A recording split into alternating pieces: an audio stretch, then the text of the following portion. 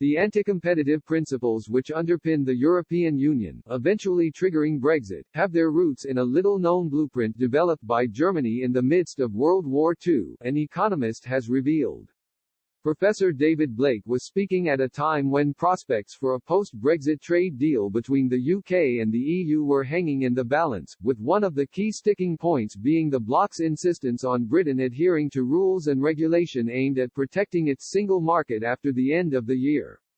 And the academic, who is professor of economics at Cass Business School, said Brussels' tendency towards protectionism dated back almost 80 years, many years before the birth of the inception of the European Steel and Coal Community in 1952, or the Treaty of Rome which created the European Economic Community (EEC) and the Common Market.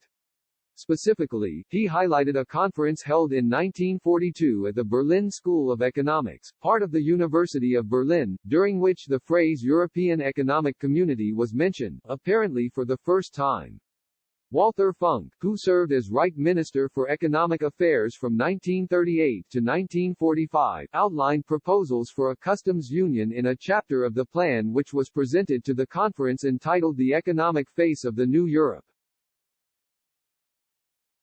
Professor Blake told Express, "I would argue that the conference volume from the papers presented at the 1942 conference held at the Berlin School of Economics was the blueprint for the EU.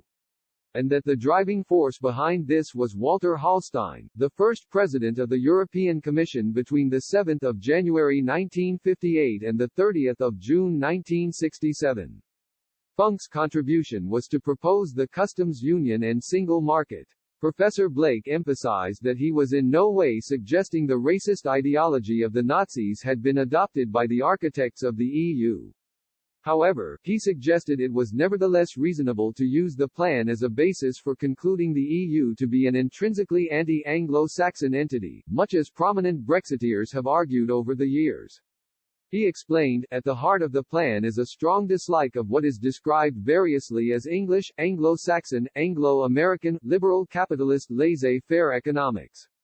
The underlying economic philosophy behind the plan for the EEC is state economic leadership over heavily regulated private sector companies which are expected to operate as efficiently as possible using the latest available technologies. Furthermore, Professor Blake said he detected the fundamental priorities spelled out in the 1942 plan within the EU's negotiating strategy, both in terms of the withdrawal agreement and trade deal negotiations, suggesting the EU had been constructed with ruthless German efficiency.